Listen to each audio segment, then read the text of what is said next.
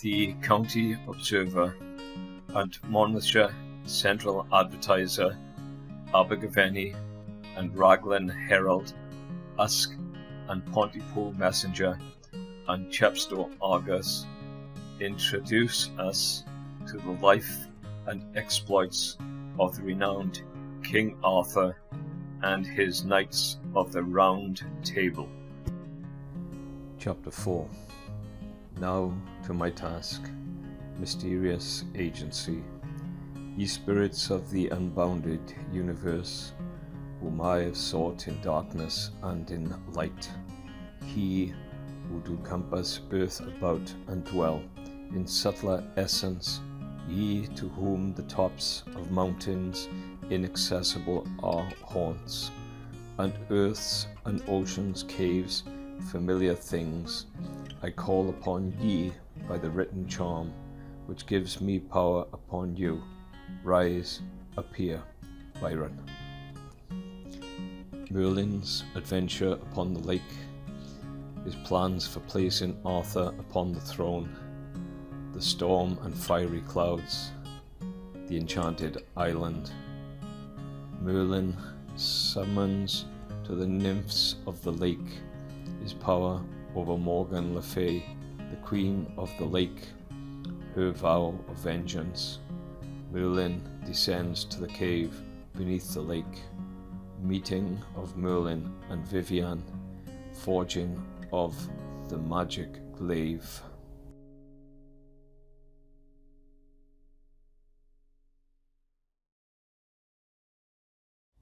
In the age of which the story treats, there were giants and dragons in the land, and noble knights in these chivalrous days traversed from place to place in quest of adventure, and dared every danger to gain the approval and win the smiles of Lady Fair. Then fairies and spirits, good and bad, walked abroad, and as it has been shown in the preceding chapters, wizards and necromancers worked their spells upon mankind. At this period, the great enchanter Merlin walked the earth, and skilled in the occult arts that bent the mysterious powers of the elements to mortal domination. He worked his powerful spells. Merlin seems to have been endowed with extraordinary power and foresight. By him, the hidden virtues of stones and plants were understood, and the prosperous and baneful influences of the planets traced. To him, fair nature's book lay open, and awful secrets were revealed.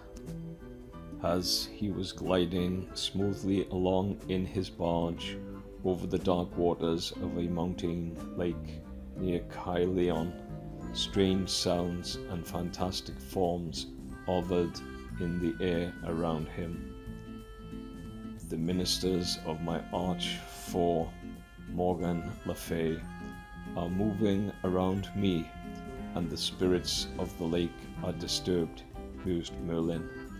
My enemy with her cruel crew in middle air have no power over me, for I, surrounded by strong spells that overturn them, partake of their nature, being half elf, half mortal, and the water wraiths that dwell beneath the lake are subject to my gentle and obedient Viviane. As he ceased speaking, he stood in his barge, and raising his arms towards the clouds, uttered some cabalistic sounds, when a thick mist descended, and a number of flaming tongues settled down upon the lake. They glimmered for a moment, and then vanished, while the air was filled with unearthly shrieks. Anon all was silent. They are gone, muttered the seer, and whilst a grim smile played on his features, he added, would I had no foes more powerful to contend against. Again, seating himself in his barge, the prophet gazed towards the sky.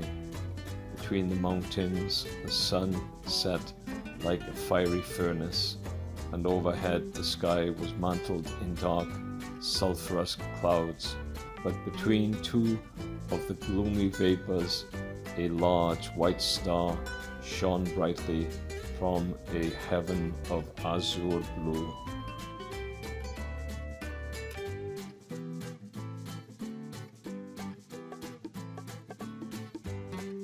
Resting his head upon his hands, the seer sat engrossed in deep and anxious thought.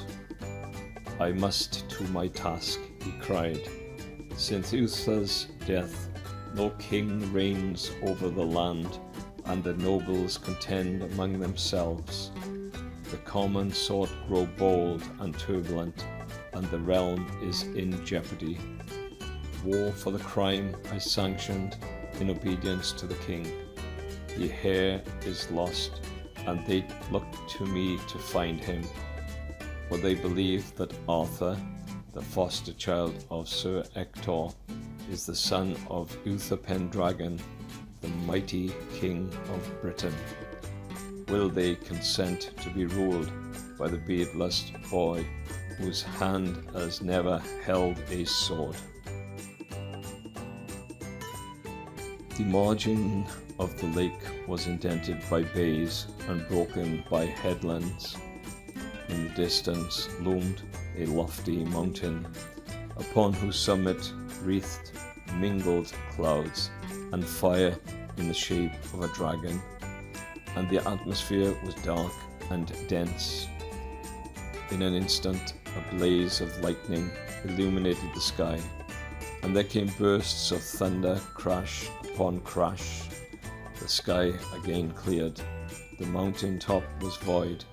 The form of the dragon had vanished. His barge, steered by invisible hands, made its way to a small rugged island in the midst of the lake, and soon floated beneath its banks. The seer disembarked, and mounting some rugged steps, reached the level of the islet. He wrapped his cloak around him, and soon reached the centre of the island, where there was a rude heap of stones, or cairn, which marked the sepulchre of a chief of a remote age. Glancing around him, his eyes rested upon a number of scattered stones, and bursting into a laugh of scorn, he cried, "Does the mighty spirits of Morgan La Fay stoop to such shallow artifice to deceive me?"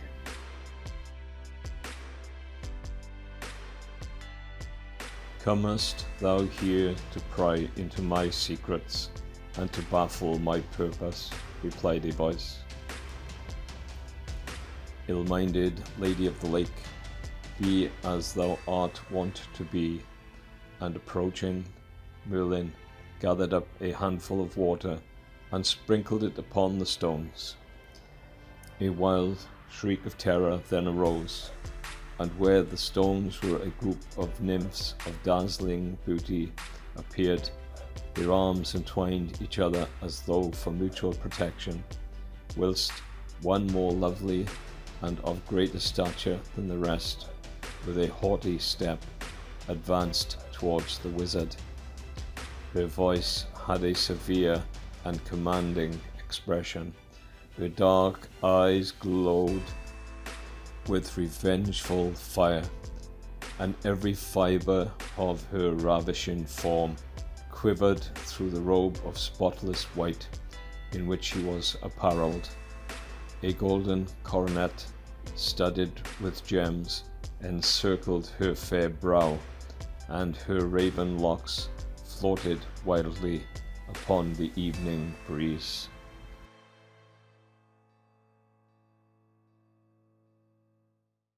"Avaunt, juggler!" she exclaimed. "How darest thou with thy accursed feet pollute my dominions? I come on an errand of peace to this magic isle, replied the seer. I seek Viviane, the gentle damsel of the lake. And can thy blasted form of 100 winters still smoulder in love's fire? Runs yet so warm the life-blood through thy shriveled veins? And is the arch-magician, the sapient counsellor, and the inspired prophet so infatuated by the guileful charms of my revolted vassal, Viviane? O fool, O dotard, knowest thou not that she is foredoomed to work thy ruin? Retorted the elfin queen. What will be must be. I am willing to fall a sacrifice to the common weal of Britain and of Arthur, replied the seer. Arthur? Exclaimed Morgan La Fay with passion. Breathe not his hated name to me, the offspring of my mother's rival, the perfidious Iguna, who took Huther Pendragon, the murderer of her husband, with hands covered with his blood, who renounced my sweet mother, the king's first love, in open court, severed me from my kinsfolk of the lake, and heartlessly yielded up her infant, this very Arthur, to you, a sorcerer, a demon born, that you may work your vile arts upon him. What avails all this, fair queen of the lake? What is past cannot be recalled. Why visit the father's crimes and the mother's frailties on the head of the noble Arthur? Why visit on him the chastisement of others' deeds? Asked the magician. Revenge, answered the queen fiercely. My outraged mother, with her last breath, left to me a legacy of hate and vengeance, and I have sworn that I will take no rest until I have wrought the ruin of King Arthur and all his knights.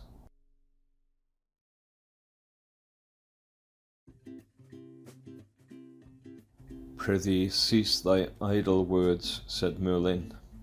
I have grave business on hand that will not brook delay. The fated hour has arrived. The stars smile on my task, and all obstacles betwixt me and my purpose must be swept away. Therefore, fair lady, let me pass. Fiend-born usurper, no, retorted Morgan La Fay. You seek the rebel Viviane to plot with her the restoration of my enemy, but rather than you should accomplish your purpose, I will unlock the fountains of the lake and deluge the whole country. Thou knowest my power. And you mine, said the magician, at the same time raising his staff and waving it in the air. In an instant, the lady of the lake was struck motionless and speechless. Are you convinced of my power? Cried Merlin. But why do I go to extremes? Let me reverse the charm. Merlin then struck his staff on the ground, and instantly the spell was broken. The elfin queen fell back, drawing a deep breath, and gasped out, Inexorable man, your power is resistless. She then fell upon her knees, and entwining her delicate fingers in her coal-black hair, exclaimed, I must have patience to abide the hour. And starting on her feet, her features beaming with triumph, she darted from her black eyes a withering look as she exclaimed vehemently, And the hour will come, and though tardy, the retribution it will be ample. Thinkest thou my mother's tears are swept from my memory? The scorn of her hated rival, Gurna, is forgotten. The leaden hours I spent immured within the dull walls of yon dungeon nunnery are ceased to be remembered. No, I am ever brooding over these wrongs. Woe to King Arthur! His consort shall prove faithless, his cherished friend turn traitor. His foeman shall prevail, and he, the great Pendragon, shall perish by the sword, and the mighty Merlin shall fall in his own snare. Go then, fly to your false Viviane, forge your magic glaive, muster your gallant knights, and win your glowing honours. They shall pass away like a shadow, and the triumph will then be mine. Farewell. I leave my curses with you. With these words she clapped her hands, and at the signal her attendant nymphs along with her vanished into the air. The wizard folded his arms and for a time bent his eyes to the ground. He then muttered to himself, "In my time I have seen sights and heard sounds that would have unnerved a weaker man, pass away like a shadow. Even so, what else are all the pomps and glories of the world? A passing shadow, the pageant of a dream, the baseless fabric of a vision. Come then the worst, but while we live, let us live. When we die, let us leave an example to those that follow us." At length, Merlin, roused from his reverie, mounted the rock, and raising his hands, chanted some sentences. When the isle on which he stood sunk beneath the lake, and he found himself standing in a vast cavern, arch after arch he passed, and from the roof's crystal spars dazzled the eye with prismatic brilliance. The floor was covered with silvery sand, strewn with shells of the most beautiful and delicate colours, whilst from the crevices of the rocks graceful ferns threw out their fan-like fronds.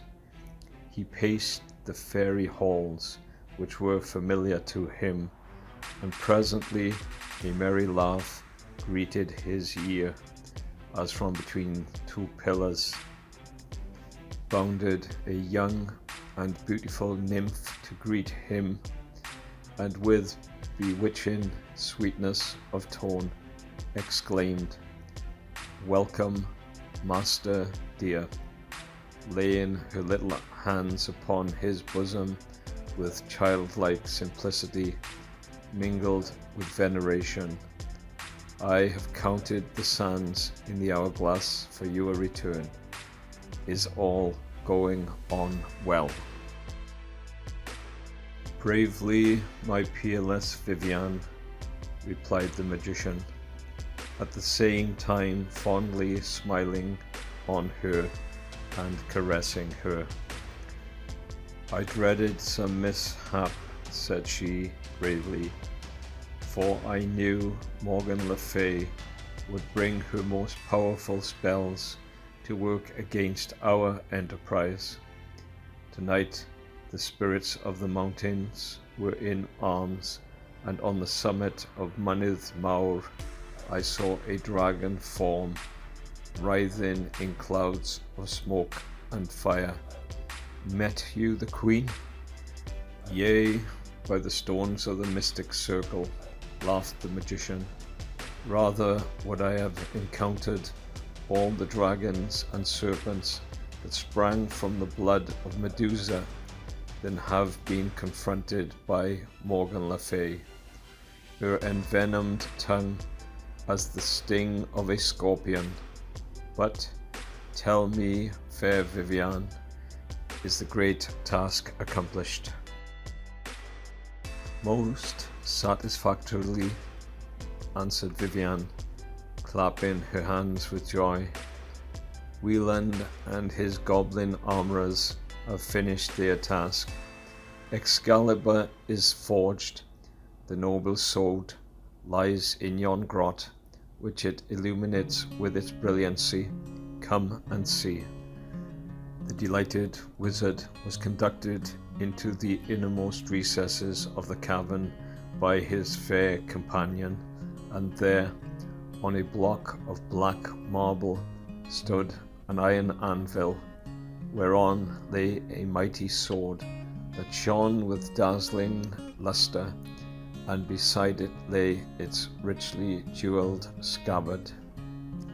Viviane attempted to raise the sword, but the weight was too much for her strength. "It is no woman's arm that can wield that mighty falchion," said she. "Raise it for me, my master." "Then, fair Viviane, to my hand give the sword of mystic power, which the dwarf and spectre band bathed in blood at midnight hour."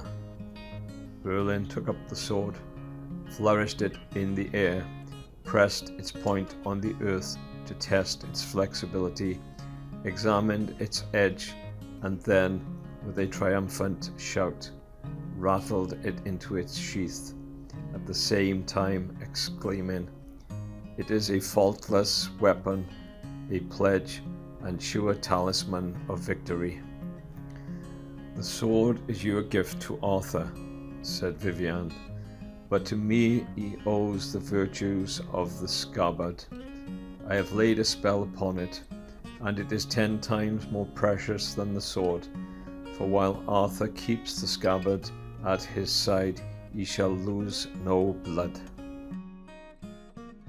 "A charm!" cried the wizard, and muttering some magical words, he drew the sword, and striking a downward blow, stuck its point into the anvil, where it remained embedded. "The spell is perfected," exclaimed Merlin. "No hand but that of Arthur, the great Pendragon of Britain, shall draw the sword from out the iron."